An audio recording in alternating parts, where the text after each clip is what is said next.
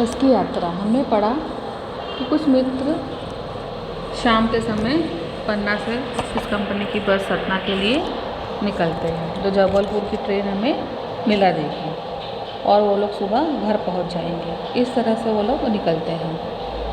वापसी की रास्ता सही अपनाना ज़रूरी था। लोगों ने उन्हें सलाह दी कि बस से सफ़र नहीं करते।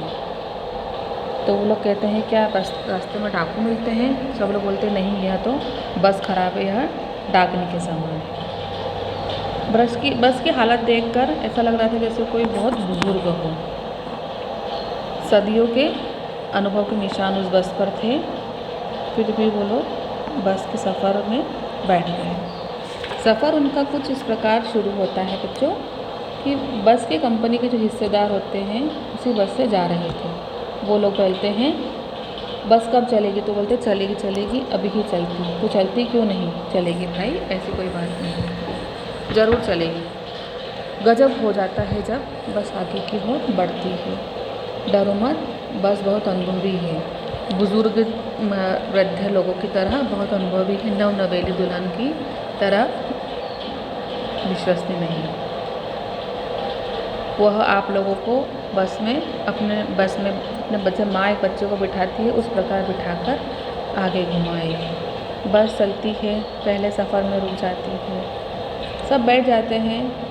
एक इसमें बोलते हैं आना जाना तो लगा ही रहता है, जो आया है सो जाएगा, रंग हो या फ़कीर, राजा हो या गरीब। आदमी को कूच करने के लिए एक निमित्त मात्र चाहिए।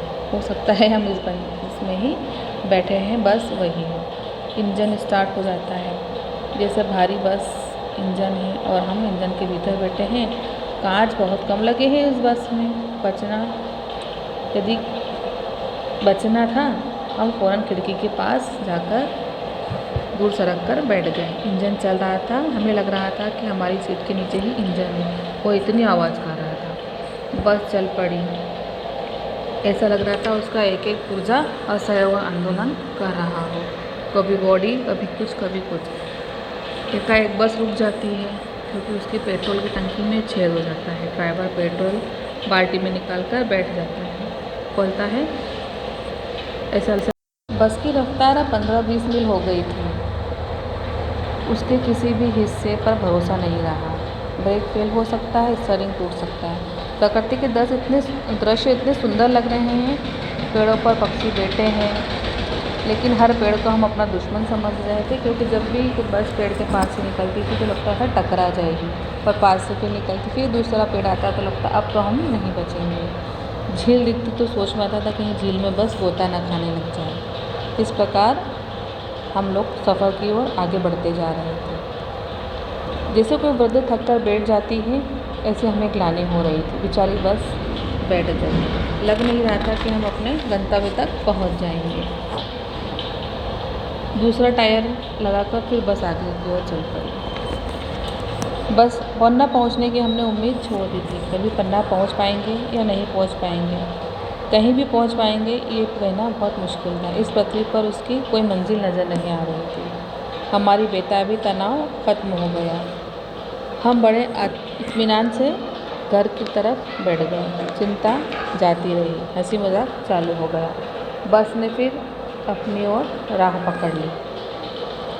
इसी प्रकार धीरे धीरे बस का सफ़र हमने तय किया।